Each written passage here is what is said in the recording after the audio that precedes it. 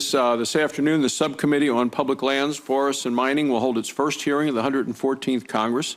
I'm pleased to chair this subcommittee, and I look forward to working with the subcommittee's ranking member, Senator Wyden. He and I visited a little earlier. He has a packed schedule, and we'll try to make it to the subcommittee. Other members have equal conflicts, but we'll also try to be here throughout the testimony and part of the questioning.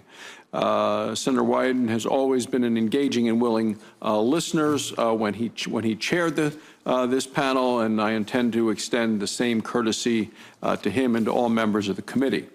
The Public Lands Subcommittee is especially important to my home state of Wyoming. In Wyoming, about 47% of the surface estate and 67% of the mineral estate is owned by the federal government.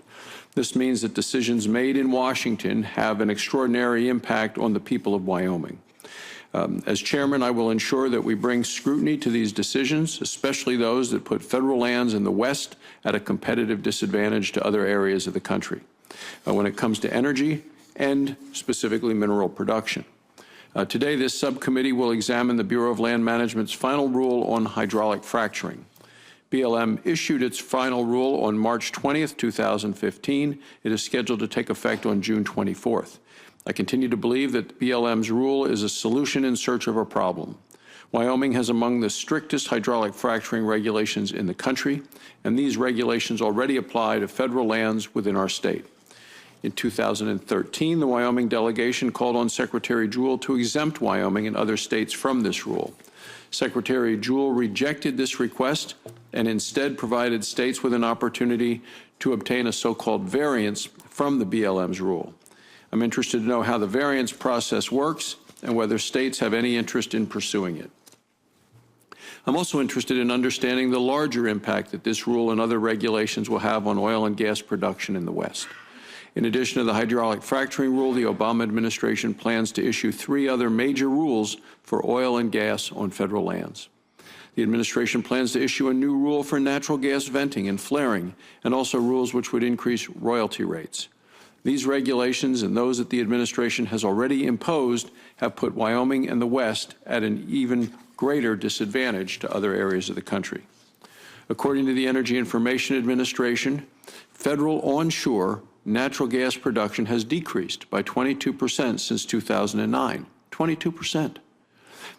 EIA has found that federal onshore natural gas production makes up a smaller percentage of total U.S. gas production than it has in the last 11 years. Federal onshore oil production also makes up a smaller percentage of total U.S. oil production than it has in 9 years.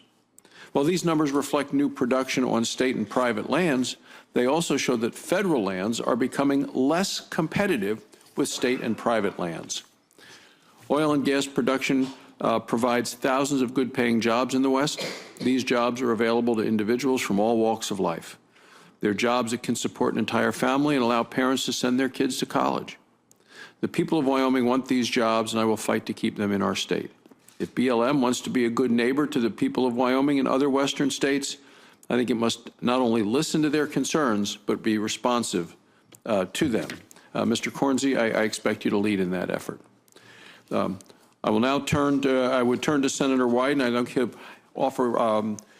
he will offer opening remarks if he arrives, and if not, they will be included in the record of this hearing.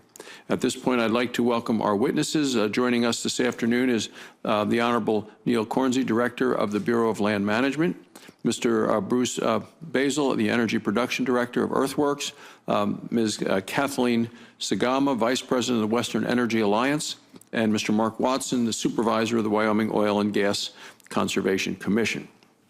Welcome to all of you. I look forward to the testimony, and your total testimony will be included in the record. If you could keep your testimony to 5 minutes, I would certainly appreciate it. Mr. Cornsey, we will begin with you.